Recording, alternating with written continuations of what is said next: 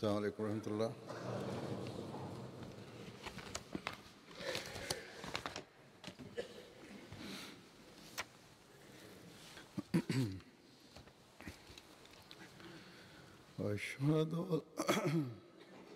أشهد أن لا إله إلا الله وحده لا شريك له وأشهد أن محمدا عبده ورسوله أما بعد فأعوذ بالله من الشيطان الرجيم بسم الله الرحمن الرحيم الحمد لله رب العالمين الرحمن الرحيم مالك يوم الدين إياك نعبد وإياك نستعين اهدنا الصراط المستقيم صراط الذين أنعمت عليهم غير المغضوب عليهم ولا الضالين.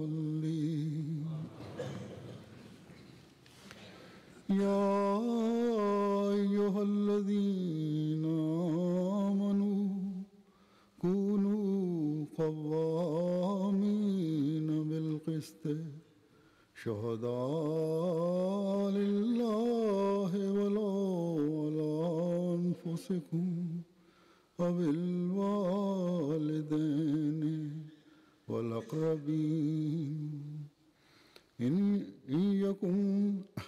يكن غنيا وفقيرا فالله أولى بهما فلا تتبعوا الهوى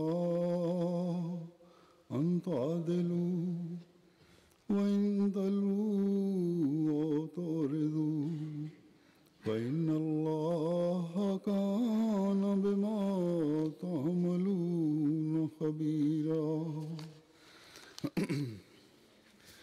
يا أيها الذين آمنوا كونوا قوامين لله شهداء بالقسط ولا يجرمنكم شنآن قوم على ألا تعدلوا اعدلوا هو أقرب للتقوى واتقوا الله إن الله خبير بما تعملون. وعد الله الذين آمنوا وعملوا الصالحات لهم مغفرة وأجر عظيم.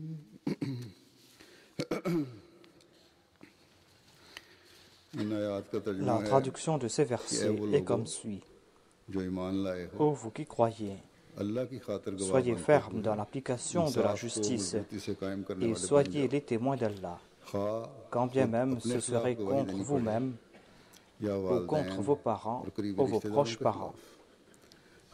Que ce soit un riche ou un pauvre, Allah est plus attentif à eux que vous ne l'êtes.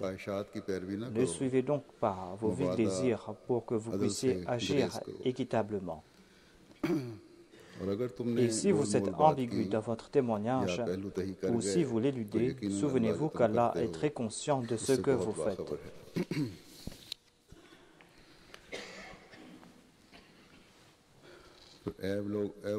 Ô vous qui croyez, Soyez fermes dans la cause d'Allah en portant témoignage avec justice. Et ne laissez pas l'hostilité d'un peuple vous inciter à agir autrement qu'avec justice. Soyez toujours équitable, car l'équité est plus près de la piété. Et craignez Allah, assurément, Allah est très conscient de ce que vous faites. Allah a promis à ceux qui y croient et qui font de bonnes œuvres qu'ils auront le pardon et une très grande récompense. De temps à autre, les adversaires de l'islam accusent l'islam ainsi que les musulmans d'extrémisme et ils les accusent de faire naître de la haine et de la rancune à l'égard des non-musulmans ou d'avoir cette haine et cette rancune à l'égard des non-musulmans. Après tout acte terroriste dans le monde, que ce soit une action commise par de soi-disant musulmans ou par d'autres, ou que ce soit une action commise par des groupes soi-disant islamiques ou des organisations djihadistes. Après toutes ces campagnes et ces attaques, on attribue cela aux enseignements de l'islam. Et par la suite, on s'attaque au Saint-Coran et à la personne du Saint-Prophète Mohammed, paix soit sur lui, en utilisant un langage vulgaire et déplacé. Aujourd'hui, par la grâce de Dieu, la Jamaat de l'imam de l'époque, la Jamaat du serviteur parfait du Saint-Prophète Mohammed, paix soit sur lui, répond aux attaques des adversaires de l'islam à la lumière des enseignements du Saint-Coran.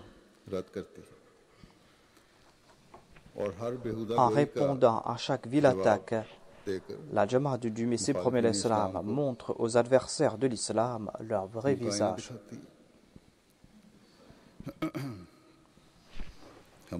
Nous présentons différents versets qui refutent l'extrémisme et nous présentons aussi ces versets que je viens de citer en début de ce sermon.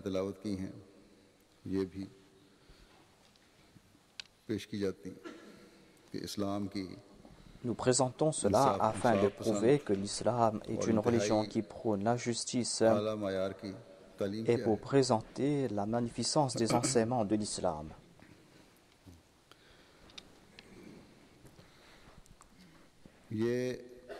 Ces préceptes de l'islam sont si sublimes que tout non-musulman imbu de justice ne pourra que faire ses éloges en entendant ces enseignements.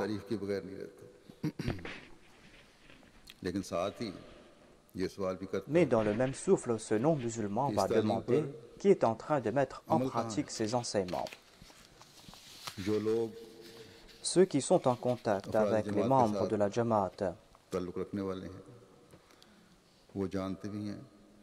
ces non-musulmans le savent et généralement ils nous le disent. Ils disent que nous voyons quelque peu la pratique de ces enseignements dans les membres de votre communauté. Mais vous êtes une minorité parmi les musulmans. Vous êtes une toute petite communauté. Nous voulons voir l'image véritable de l'islam dans les autres musulmans.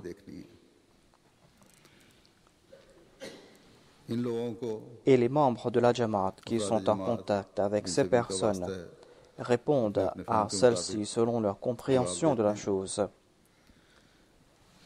Et dans la plupart des cas, cela laisse de bonnes impressions sur les non-musulmans. Mais nous devons aussi connaître la réalité. Et il est important de faire notre introspection.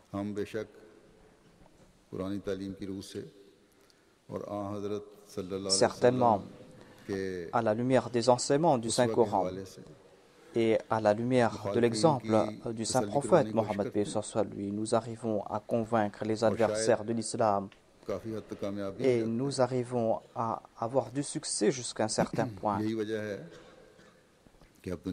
C'est pour cette raison que maintenant, dans le monde, lorsqu'il y a des articles publiés sur l'islam, Des fois, il cite le nom de la communauté et des fois, sans citer son nom, ces articles indiquent qu'il y a une minorité dans l'islam qui est contre l'extrémisme que nous voyons parmi les musulmans.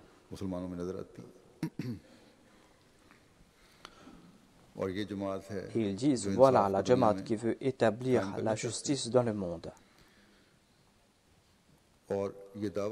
Et les membres de cette Jamaat font cette déclaration qu'ils sont les seuls à pratiquer les véritables enseignements de l'islam.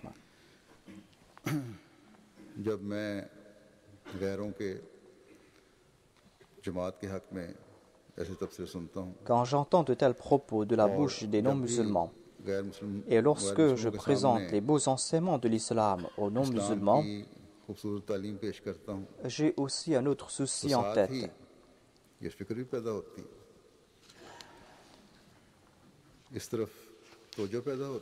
J'ai ce souci et mon attention y est attirée, à savoir que nous devons nous aussi faire notre analyse.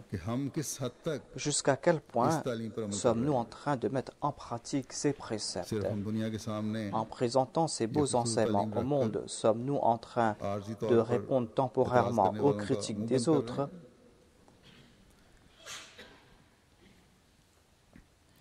Est-ce que cela doit s'arrêter là? Est-ce que cela suffit? Et quand vient le moment et que le monde nous scrute, il constatera que nous ne sommes pas à la hauteur de ces enseignements.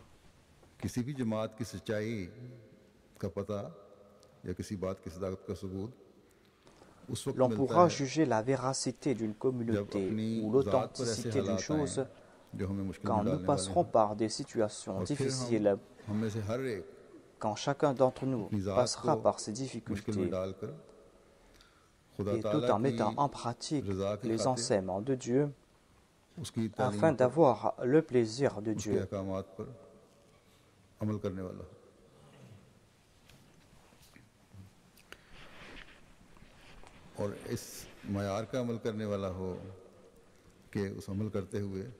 Et cela va se faire quand nous allons accomplir des actions si élevées que nous sortirons de cette situation avec succès.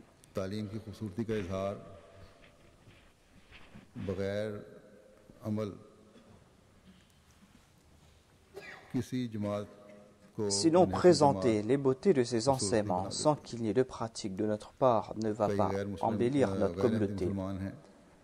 Il y a des musulmans non-ahmadis qui présentent aux non-musulmans ces mêmes enseignements.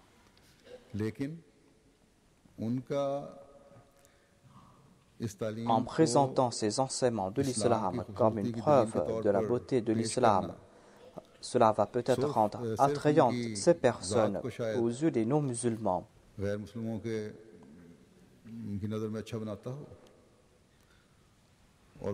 Ou en raison de leur qualité personnelle, ces musulmans pourront attirer l'attention de ces non-musulmans et ces non-musulmans cesseront de critiquer l'islam. Mais un Ahmadi doit se souvenir du fait que lorsqu'il présente au monde les beaux enseignements de l'islam, il est en train de se présenter aussi en tant que musulman Ahmadi.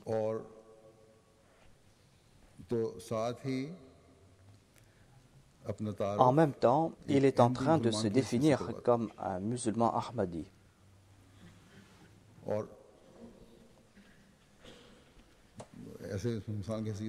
Il se présente en tant que celui qui a accepté la personne qui a été envoyée pour la renaissance de l'islam.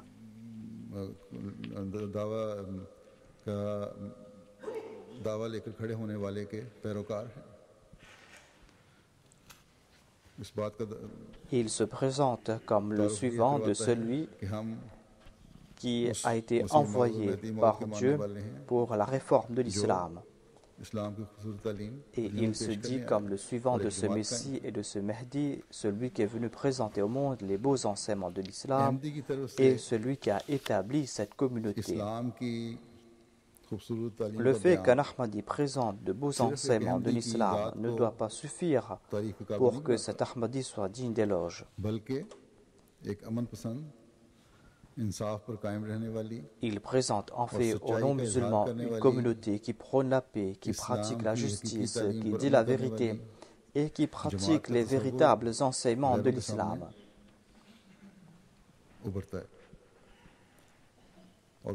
C'est cette image que l'on doit présenter aux autres. Et si quelqu'un va voir des contradictions entre les paroles et les actions d'un Ahmadi, il ne va pas dire que celui-ci dit quelque chose pour faire autre chose, ou que cette personne ne dit pas la vérité, ou que cette personne ne respecte pas les conditions de la justice. Cette personne va dire que il y a un tel qui est un Ahmadi et les Ahmadis mettent en exergue leurs vertus. Les Ahmadis disent que leur communauté est le porte-drapeau de la justice en ce temps. Mais il y a quand même parmi des Ahmadis des personnes qui sont coupables de certains crimes.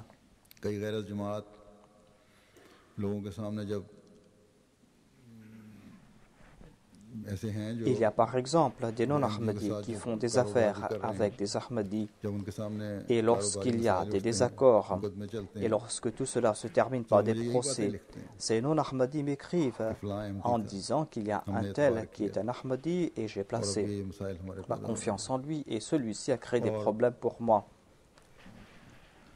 Et maintenant, cet Ahmadi n'est pas en train de témoigner en toute justice et il ne m'accorde pas ce qui m'est dû en toute justice.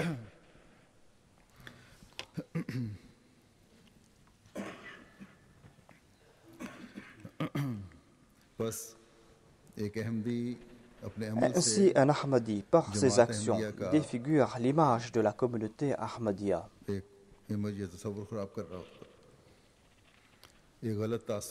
Il laisse de mauvaises impressions concernant la Jamaat et il discrédite la Jamaat.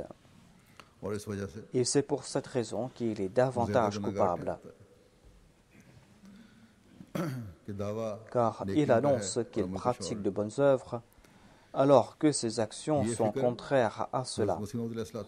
Le Messie premier alayhi salam avait lui aussi ce même souci. C'est pour cette raison qu'il a dit que ne dites pas être mes suivants pour ensuite me discréditer. Voilà en bref ce qu'il avait dit. C'est-à-dire qu'aucun Ahmadi, quel que soit son statut, ne doit pas accomplir pareilles actions qui pourront déshonorer le Messie premier alayhi salam et déshonorer sa Jamaat.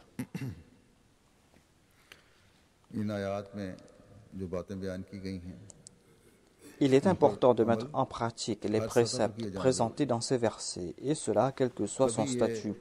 C'est ainsi que ces préceptes feront partie de notre nature, et c'est ainsi que cela va nous empêcher de commettre des péchés.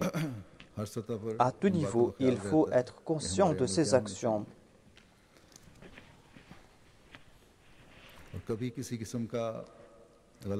Il ne faut commettre aucun péché, aucun acte injuste, aucune action qui soit loin de la vérité ou penser à nuire à autrui. Nous n'aurons pas de telles pensées lorsque nous allons traduire dans la pratique ces enseignements et lorsque ces enseignements vont faire partie intégrante de notre nature.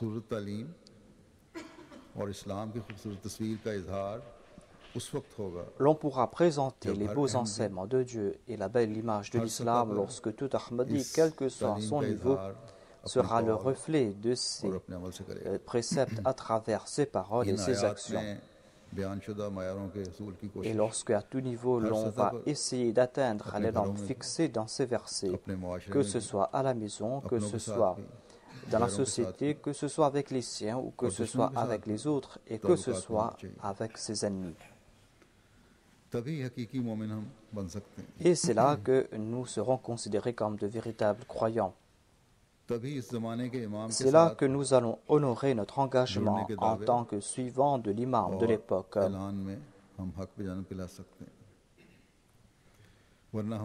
Sinon, nos déclarations seront vides. Le Messie premier alayhi salam avait des soucis à notre sujet. Il avait peur que nous ne le déshonorions en ne suivant pas ses conseils. Et nous allons accroître ces soucis. Nous devons faire de notre mieux afin d'apaiser les soucis du Messie premier l'Islam ou de les faire disparaître complètement.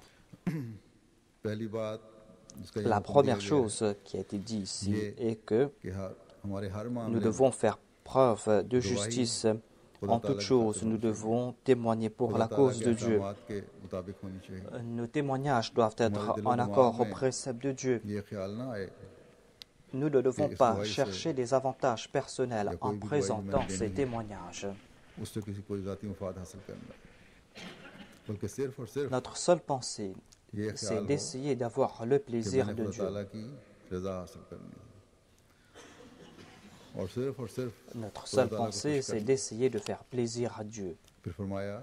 Ensuite, il est dit que pour atteindre cette norme, il faut faire preuve d'équité au plus haut point. Et l'on ne pourra pas pratiquer la justice à son plus haut point sans pratiquer la vérité.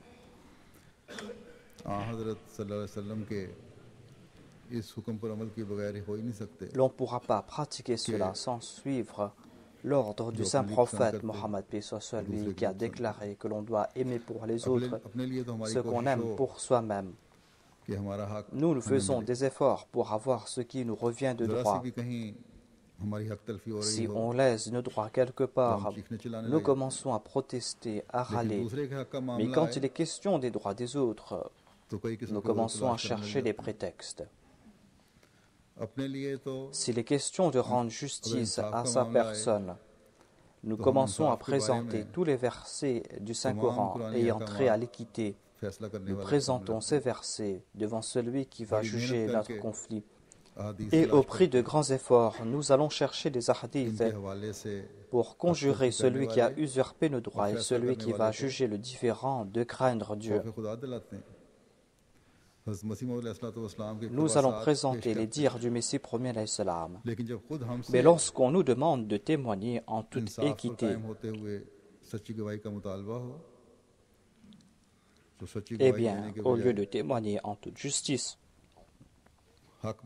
au lieu de dire la vérité, nous commençons à faire des déclarations ambiguës pour compliquer l'affaire davantage ou pour que l'on juge l'affaire en sa faveur ou en faveur de ses proches. Un véritable croyant ne doit pas agir ainsi. Le véritable croyant a reçu cet ordre, à savoir qu'il doit toujours accorder préférence au plaisir de Dieu. Et toute autre chose va dépendre du plaisir de Dieu. Cela va se faire lorsqu'on aura le courage de témoigner contre sa personne. Lorsqu'on aura le courage de témoigner contre sa personne et quand on ne va pas se soucier qu'en disant la vérité, en présentant ce vrai témoignage, l'on va se mettre en grande difficulté.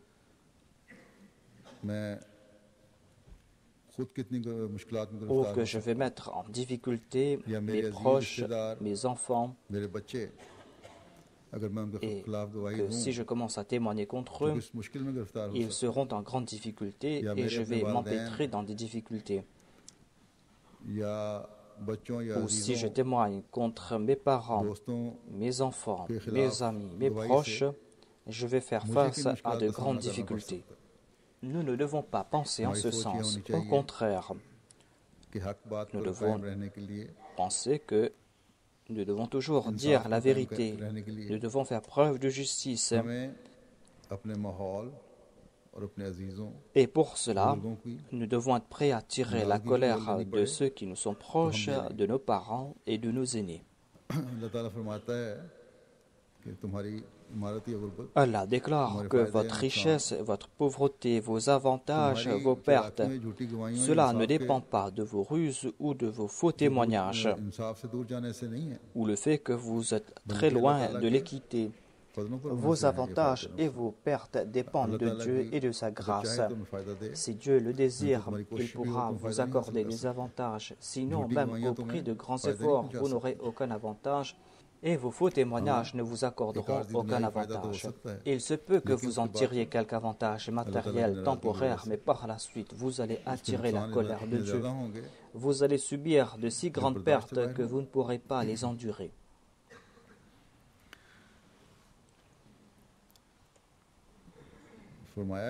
C'est pour cette raison que vous devez faire de Dieu votre ami.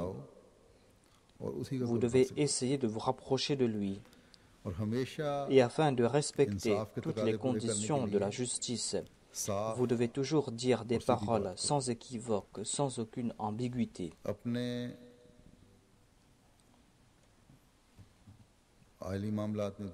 Dans les relations entre époux, dans le milieu familial, dans ses relations avec la société ou dans ses relations d'affaires, il faut toujours dire la vérité et l'on doit toujours faire preuve de justice. Et au lieu d'être esclave de ses désirs et de s'éloigner de la justice, au lieu de tourner en rond et de présenter des paroles ambiguës, au lieu de cacher la vérité, au lieu de cacher le vrai témoignage,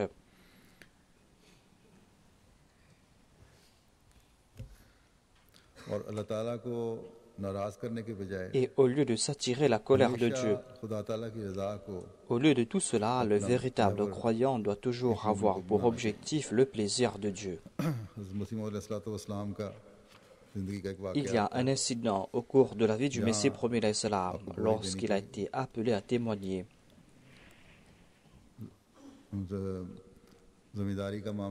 C'était une question de terre et il y avait une dispute concernant des arbres. La partie adverse savait très bien que le Messie premier l'Islam disait toujours la vérité et qu'il va toujours témoigner en faveur de la vérité. Alors qu'il était question des biens de son père et de la famille du Messie premier l'Islam. C'était une question de terre et il était question de savoir à qui appartenaient certains arbres. On a appelé le Messie premier l'Islam à présenter son témoignage et il a dit au juge que selon moi, ces arbres appartiennent à ces personnes et ces personnes doivent recevoir ce qui leur est dû. Les proches du Messie premier l'Islam ainsi que son père étaient en colère contre lui. Mais le Messie premier l'Islam a dit que moi j'ai dit ce que je pensais être la vérité. Voilà la norme que nous a présentée l'imam de l'époque. Voilà la norme que nous allons devoir établir. Et le saint prophète Mohammed sallallahu alayhi wa sallam nous a encouragés à atteindre cette norme.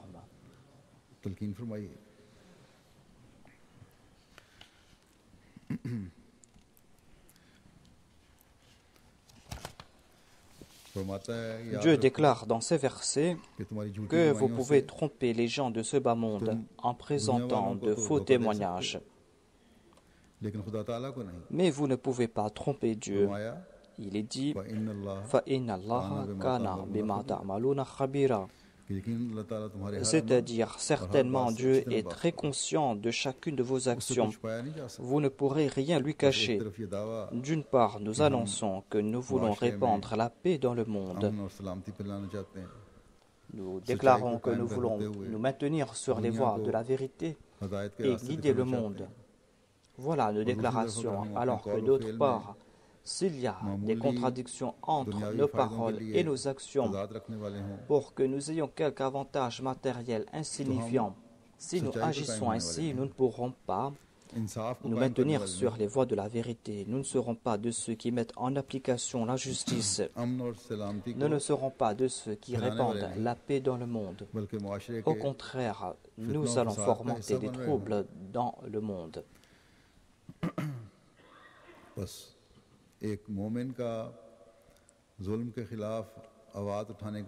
En tant que croyants, nous pourrons nous soulever contre toute injustice, nous pourrons arrêter toute injustice quand nous allons appliquer la justice à son plus haut point.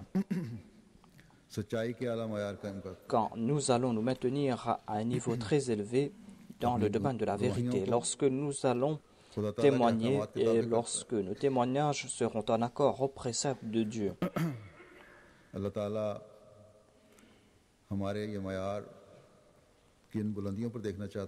Quel niveau Dieu voulait-il que nous atteignions?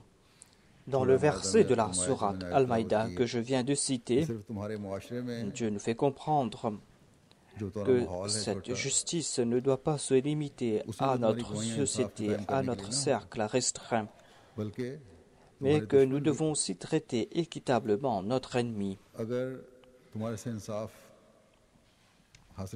Dieu nous fait comprendre que si votre ennemi veut que vous jugiez en toute équité, vous devez le faire en toute justice. L'ennemi doit être certain que vous allez toujours dire la vérité et que vos paroles seront en accord à la justice, où vous devez faire comprendre à l'ennemi que le croyant accomplit toute action en se maintenant sur les voies de la taqwa. Il accomplit tout cela pour avoir le plaisir de Dieu. Et l'hostilité à l'égard de n'importe qui ne doit nous détourner de la justice et de la vérité. Nous annonçons que nos cœurs sont exempts de toute inimitié. Nous annonçons que nous n'avons de haine à l'égard de personne. Mais l'hostilité de l'ennemi, sa rancune, son inimitié ne doivent pas nous pousser à essayer de nuire à sa personne en nous écartant de la justice.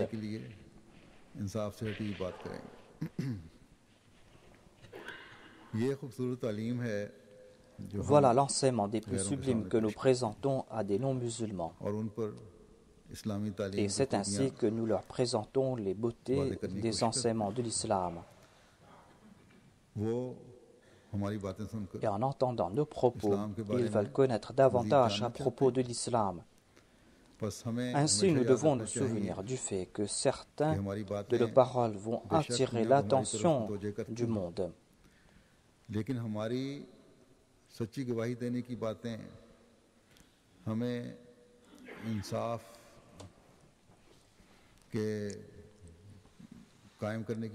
Nous disons que nous allons présenter le vrai témoignage. Nous disons que nous allons nous maintenir sur les voies de la justice. Nous disons que nous voulons mettre fin à toute inimitié dans la société. Nous disons que nous voulons présenter la paix au monde. Toutes ces déclarations vont attirer l'attention du monde lorsque nous-mêmes, en premier, nous allons traduire cela dans la pratique. Dieu a placé de grandes responsabilités sur nos épaules.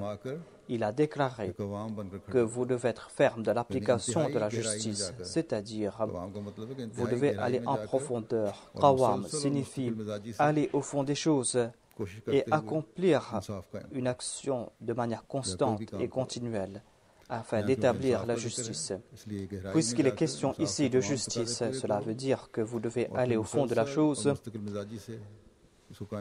Vous devez essayer d'établir la justice de manière constante et faire preuve de persévérance. Vous devez faire des efforts infatigables et soutenus. C'est cela qui va établir la paix dans le monde et c'est ainsi que le monde va recevoir le message de paix. Aujourd'hui, c'est la tâche d'un véritable croyant, d'un véritable Ahmadi, que d'établir la justice dans le monde et de répandre la vérité et de garantir la paix et la sécurité. Et pour cela, il doit le faire de manière continuelle en ayant en tête les aspects les plus subtils de la justice. C'est là la tâche d'un Ahmadi. Aujourd'hui, ce sont les musulmans Ahmadis qui annoncent que nous sommes les véritables musulmans. Les Ahmadis annoncent que nous sommes les véritables croyants parce que nous avons accepté l'imam de l'époque. Parce que nous avons compris les véritables enseignements de l'islam.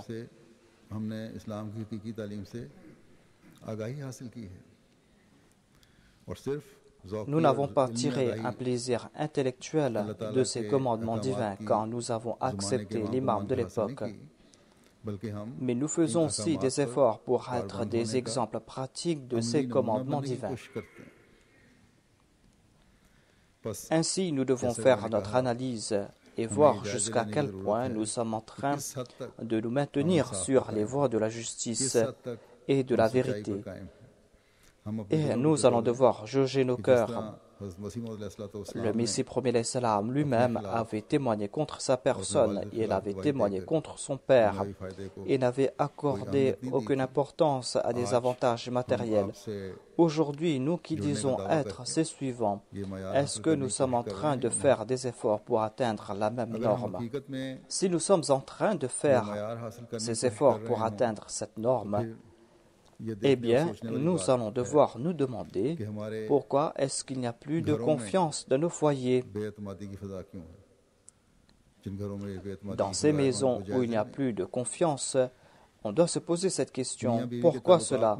Pourquoi est-ce qu'il n'y a plus d'amour entre les relations entre époux?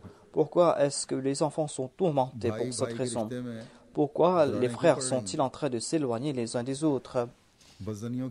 En raison des suspicions, en raison de l'absence de la vérité. Pourquoi ces relations sont-elles en train de se briser?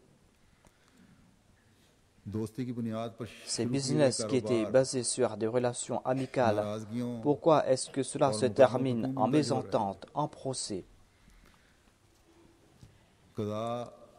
Pourquoi est-ce qu'il y a tant de procès dans le Qada? Pourquoi est-ce qu'il y a autant d'Ahmadis qui sont en train de s'intenter des procès? Il est évident qu'il y a des contradictions entre l'état de son cœur et entre l'état externe ou ses paroles. On a fixé certaines normes pour sa personne et d'autres normes pour les autres. Tout Ahmadi doit se soucier à ce sujet. Tout Ahmadi doit se soucier à ce sujet, qu'il soit un responsable de la Jamaat ou qu'il soit un Ahmadi ordinaire. Nous avons tous cette tâche immense que d'établir la justice et de répandre la vérité dans le monde.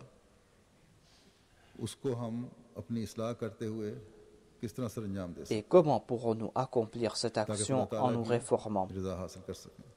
Comment pourrons-nous le faire afin d'avoir le plaisir de Dieu et pour que nous puissions profiter des promesses divines suite au pardon de Dieu, afin que nous puissions être récompensés par Dieu? Pour cela, nous allons devoir regarder de près les actions qui sont préconisées par Dieu et nous allons devoir les traduire dans la pratique.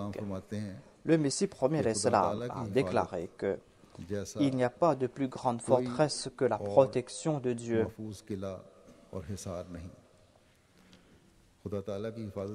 Il n'y a pas de plus grande forteresse que la protection de Dieu. Mais aucune œuvre incomplète n'accordera quelque avantage. Quand on est en train de mourir de soif, est-ce qu'une goutte d'eau suffira pour étancher sa soif?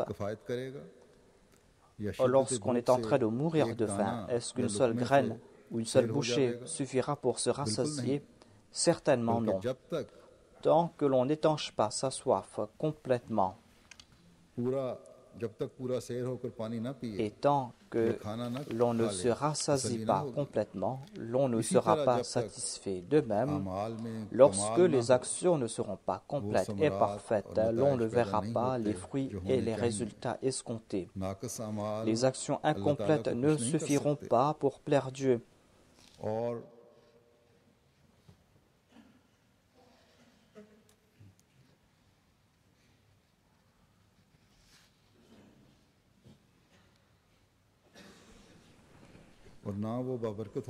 Et ces actions ne seront pas bénies par Dieu. Voilà la promesse faite par Dieu. Il déclare: accomplissez ces actions pour mon plaisir et je vais vous bénir. Ainsi, Dieu nous a confié la responsabilité de transmettre le message de paix au monde et pour cela, nous allons devoir faire preuve de justice à tout niveau. Nous allons devoir établir la vérité. Et l'on pourra établir la justice lorsqu'on va connaître à fond les commandements de Dieu et lorsqu'on va traduire cela dans la pratique, lorsqu'on va connaître à fond ses devoirs envers Dieu et lorsqu'on va traduire cela dans la pratique, et lorsqu'on va connaître à fond ses devoirs envers les hommes et lorsqu'on va suivre les préceptes de Dieu à ce sujet et lorsqu'on va mettre cela en pratique. Que Dieu nous en accorde la possibilité afin que nous puissions établir la justice dans nos maisons, dans nos sociétés, pour en faire l'image du paradis, et afin que nous puissions aussi accomplir nos devoirs quant à la prédication en suivant les enseignements de l'islam. Nous devons expliquer au monde la vraie justice afin de le protéger de ce gouffre de la destruction. Le monde est en train de courir à grande vitesse vers cette grande destruction. Il n'y a plus de justice ni parmi les musulmans ni parmi les non-musulmans. Non seulement qu'il n'y a plus de justice, mais les atrocités sont en train d'atteindre leur comble.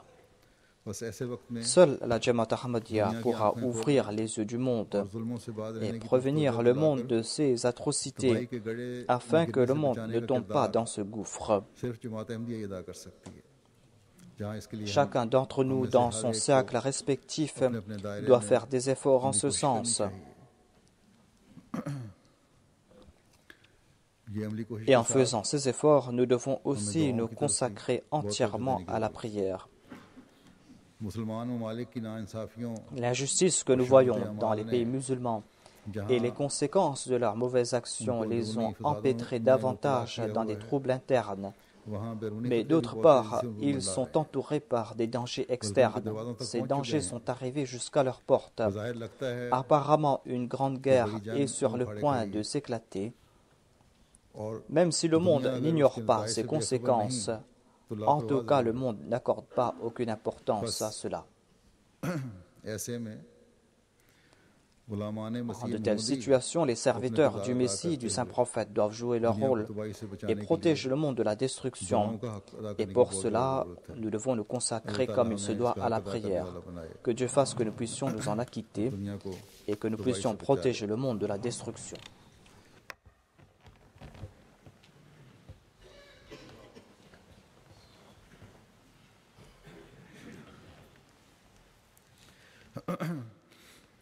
Alhamdulillah, nahmaduhu wa nastaghfiruhu wa nasta'inuhu wa nastaghfiruhu wa nu'minu bihi wa natawakkalu alayhi ونعوذ بالله من شرور أنفسنا ومن سيئات أعمالنا من يهده الله فلا مضل له ومن يضلل فلا هادي له ونشهد أن لا إله إلا الله ونشهد أن محمدًا عبده ورسوله عباد الله رحمكم الله إن الله يأمر بالعدل والإحسان وإيتاء ذي القربى وينهى عن الفحشاء والمنكر والبغي يعظكم لعلكم تذكرون اذكروا الله يذكركم وادعوه يستجب لكم ولذكر الله